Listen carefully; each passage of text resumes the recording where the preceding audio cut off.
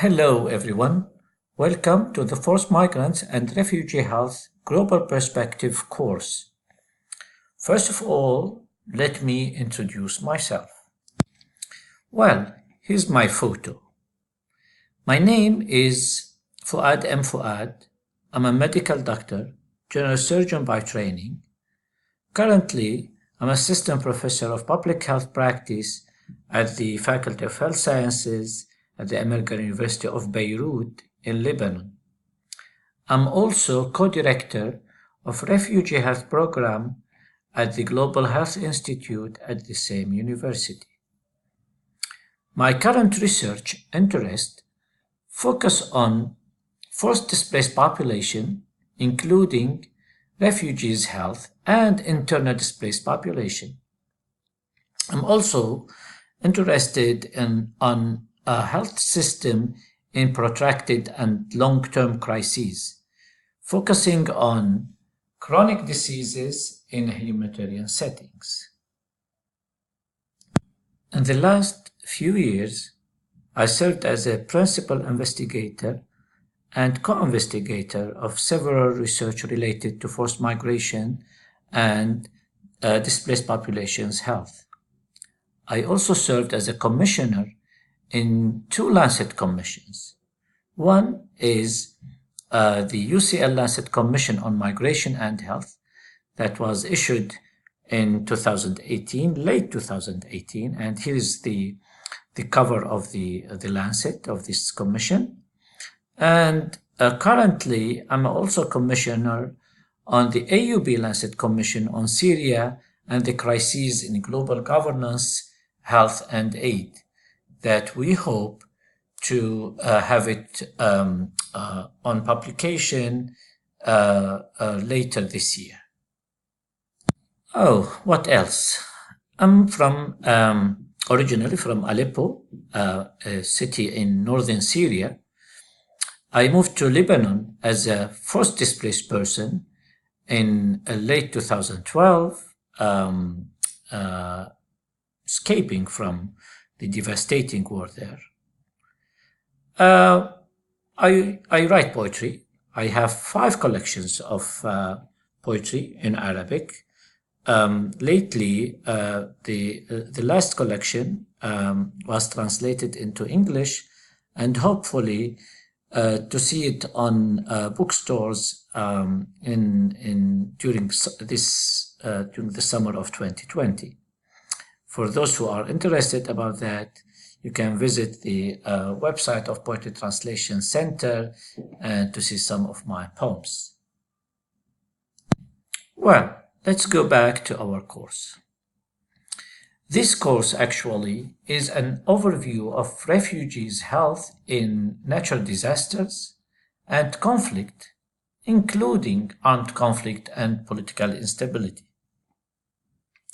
By the end of this course, the student will be able to gain an understanding of the main topics related to health needs of forcibly displaced population.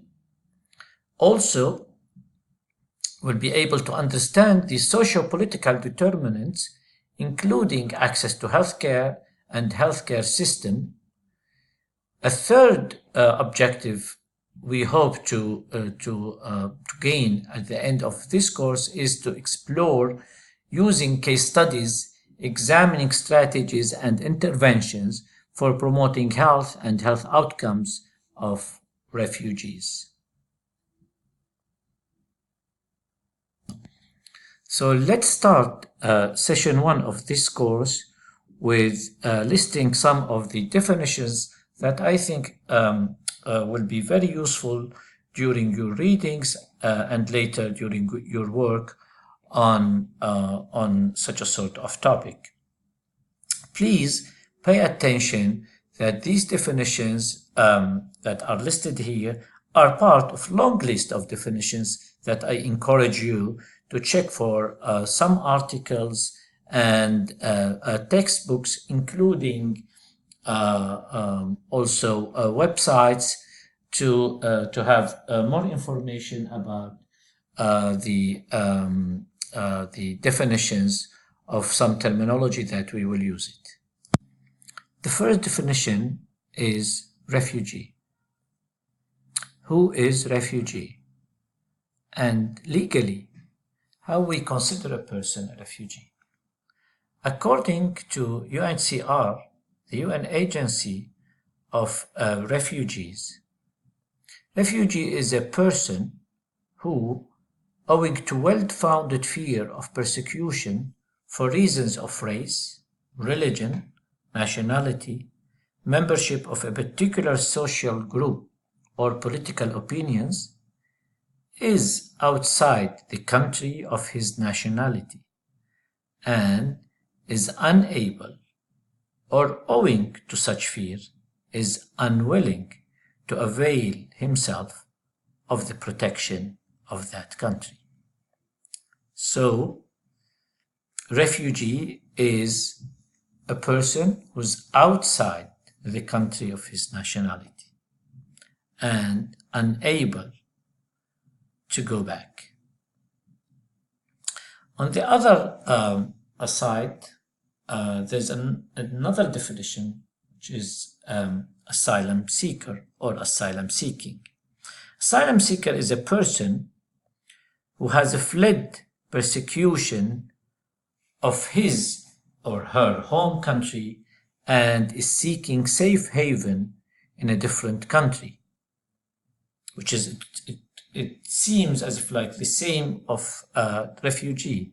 But here, this person has not yet received any legal recognition or status. So this is important to differ between refugee and asylum seeker. So asylum seeker is a person that has not yet received any legal status.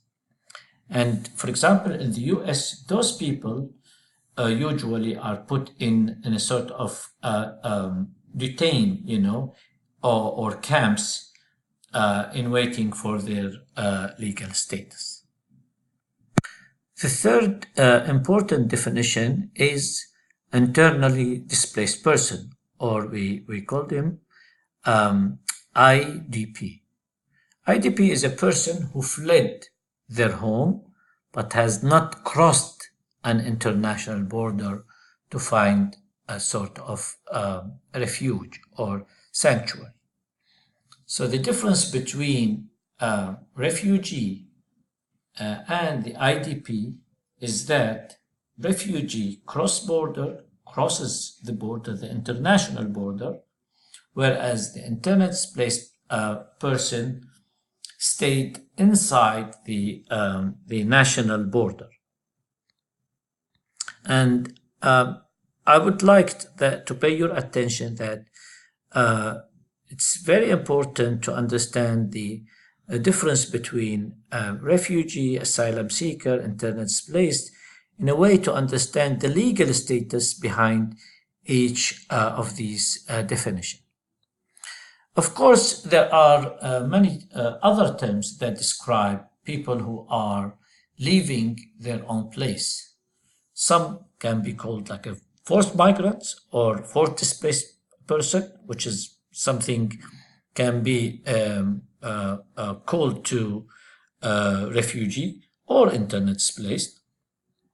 Also, there are a different type of migration: economic migrants, environmental migrants, and you can see all these definitions in different literatures.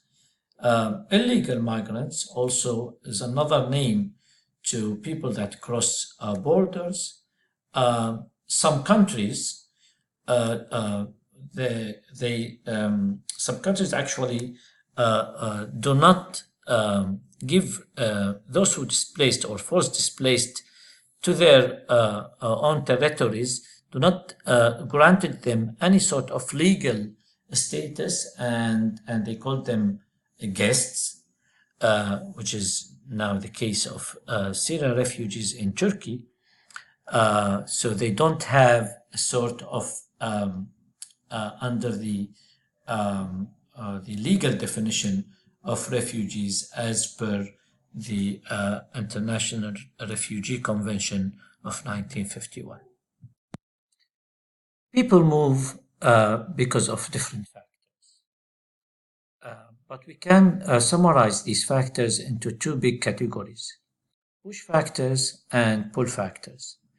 Push factors could include conflict, whether it's armed or non-armed conflict, natural disaster, poor economy, discrimination culture. Pull factors could be a better economy, more job opportunities, warm weather, a peaceful culture, and so on. This slide shows the number of climate-related disasters that happened in the last 30 years. And we can easily see how the number of floods, storms, droughts that led millions of people to move around the globe.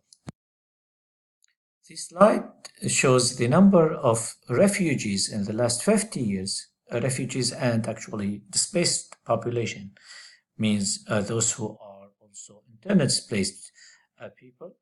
You know, how the number is increased by time, and especially in the last 30 years.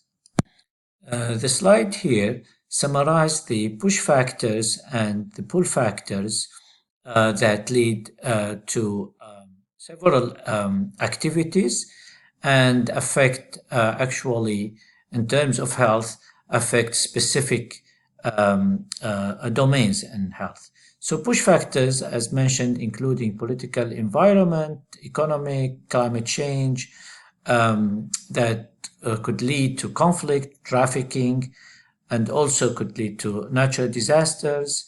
The pull factors also could be in a good political environment that attract people, good economy, better communication, that actually being represented in the education and in a social life and in family domain. These factors could affect health in a different way, including increased infectious disease or increased injuries, disruption of the health system, and so on. On the other side of the slide, there's sort of ameliorating factors that could mitigate the health effect. Some could be illegal and human rights, a good health system, a system of health protection and health promotion. In fact, health outcomes in conflict are influenced by different factors, including physical, psychological, and cultural, socioeconomic, and political factors. There's a sort of during crises, there's a sort of unique stressors and protective factors that could affect health and health status. Oftenly, these health needs are multifactorial and complex and may exist in settings where there are significant barriers to accessing appropriate health care. In the coming weeks and sessions, we will discuss in details all these health needs and the consequences of the refugee movement during crises on people's health. I would stop here and thank you very much for listening.